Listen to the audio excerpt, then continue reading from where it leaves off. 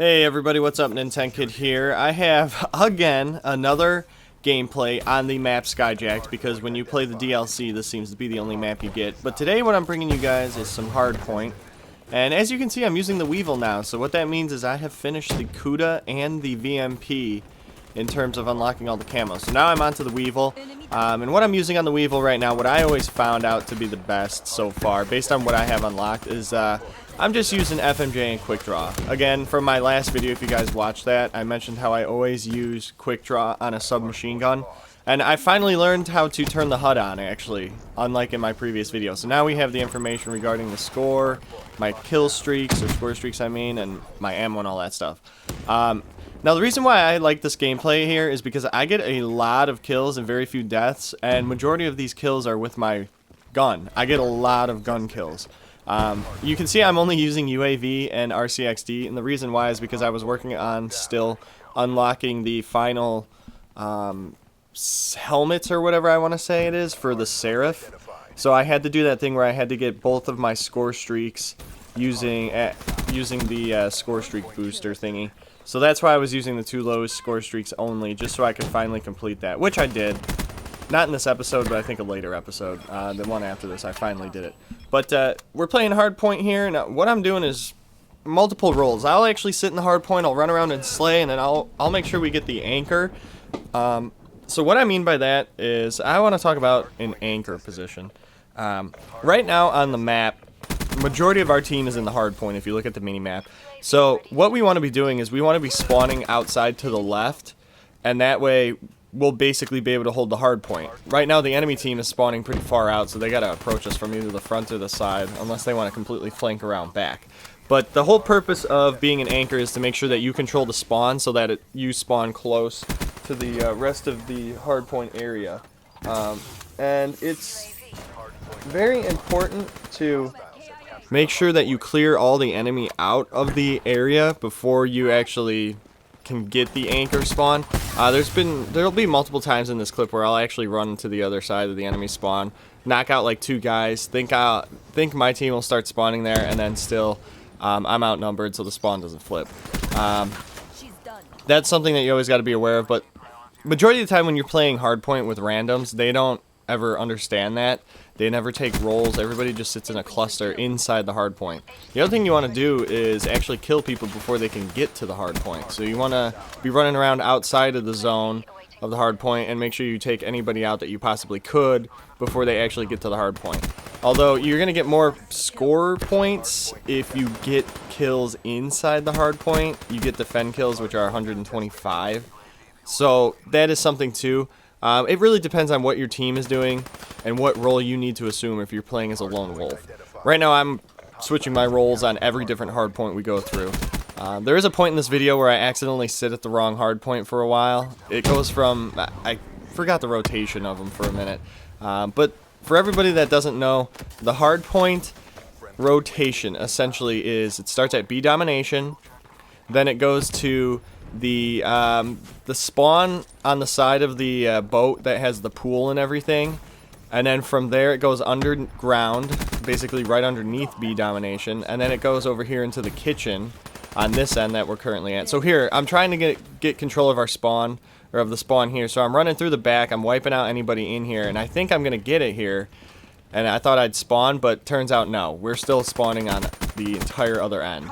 So that was a fail right there in terms of getting the anchor. But what you want to do is you want to have somebody kind of sit back in that portion, taking out the enemy team, so that the spawns eventually flop. That way your teammates are going to start spawning there, and the enemy team is going to start spawning outside of the Hardpoint.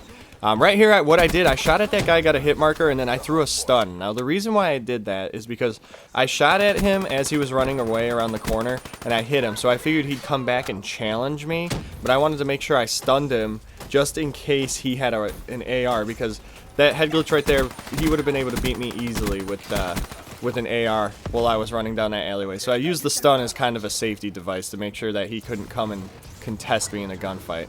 Almost pick up a nice 3-piece there. I do get a couple of good 3-pieces in here. But it's just such a chaotic Hardpoint here when it's in the middle because it's so open. I get this guy with my RCXD, or HCXD, whatever it's called in this game. The hover car, I guess. Throwing some stuns, some grenades here, trying to see what I can pick up. Trying to get as many points as I can, so I mean if I get a hit marker on somebody through a stun grenade, I'm fine if I don't... Oh, I just got it right there. I'm fine if I don't actually get the kill, because I'm still going to get the assist points.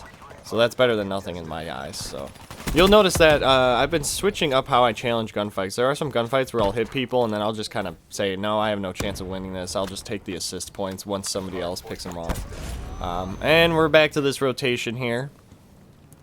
So right now, one of the reasons why I really like this hardpoint is because well, obviously we don't have the spawn because I just spawned way outside of it. But the reason why I like that hardpoint, and I always watch the stairs from the front entrance there, and the reason why is because if you have the back spawn when it's at the current hardpoint, all you really need to do is watch the front stairs, and if the hardpoint becomes contested and nobody's coming from the front, 99% of the time they're coming from the side door, so you can quickly look over there and pick them off. So the second you see that it's contested and nobody's actually coming from the front door, you can shift your attention to the side door right here and be able to pick them off real easily.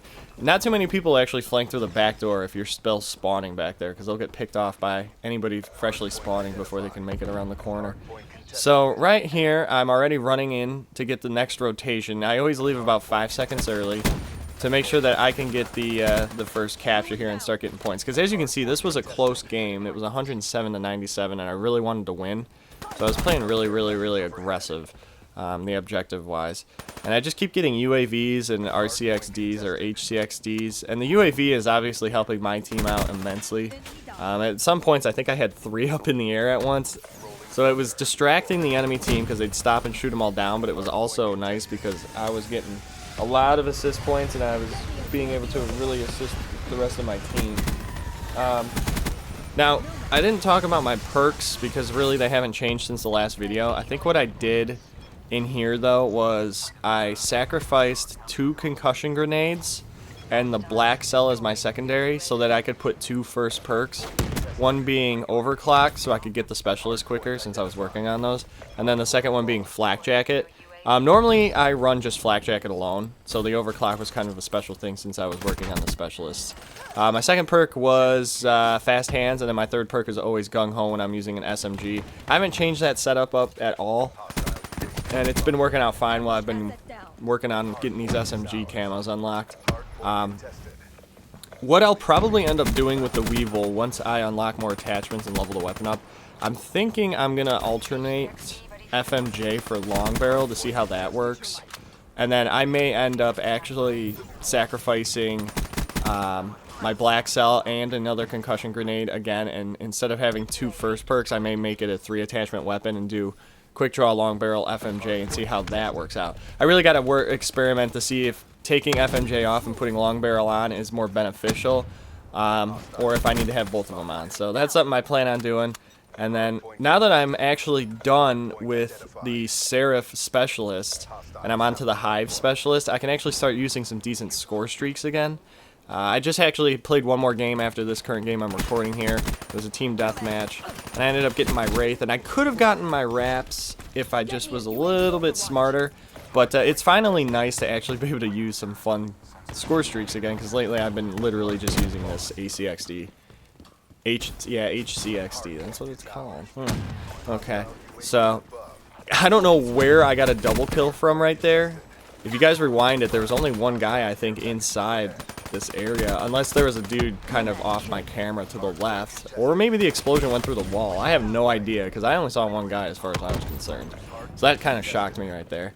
But I think in total right now I probably have 7 RCA HCXD kills. I know I got a triple at the beginning, and then I got a couple of singles throughout the rest of the game. Normally I don't even use the thing when I get it, I just leave it sit there, but I was actually using it for hardpoint because it is good to clear the hardpoint out. It's not a bad idea using that.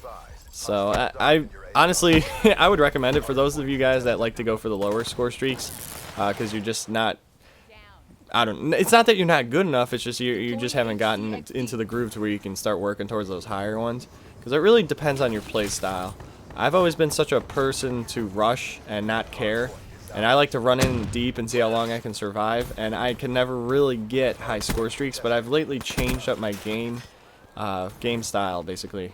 the way that I play this game, and I'm a lot more cautious but still try to be in the enemy's face. And the other thing that I can tell you that has literally helped me drastically and changed completely is if I turn red, I stop in a gun battle unless I'm pretty sure I'm going to win it, and I'll fall back in the cover, and I won't move back out into the open until I am fully healed from being hit earlier. And I'll tell you what, it has saved me so much, because when you run into these situations where it's like a 2-on-1 and you take them out, but then you're really hurt and there's a third guy coming, I'll hide, re-heal, and then I'll be able to take out that third guy. Because generally, if I were to stay and wait for him, even if I'm in a head glitch, all he really needs is one hit on me and I'm dead.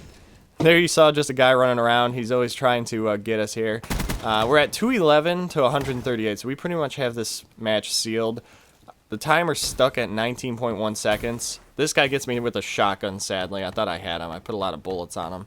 I figured somebody would be standing there. I just didn't think he had a shotgun. I thought he had like an AK or something, or an assault rifle, so I thought I would have been able to beat him, but nope, he had the shotgun.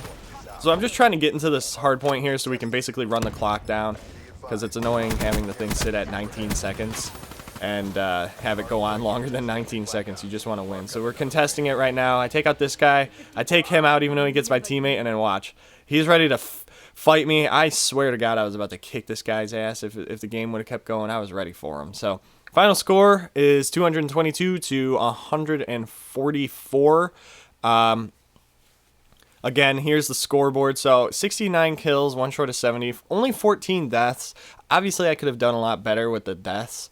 And if I was actually using real score streaks, I probably could have done a lot more with the kills. But majority of these kills were actually gun kills. I'd have to say 50 plus were with my gun. So it brought a total score of 84-10. And I had 1 minute and 51 seconds in the hard point with 13 defense. So led the top of the leaderboard there for the entire match. And hopefully you guys learned a little bit about like playing the anchor role and slaying and kind of making sure people don't enter the hard point and really working the map to your advantage. So thank you again, guys. I'll catch you next time with some more gameplays. Adios.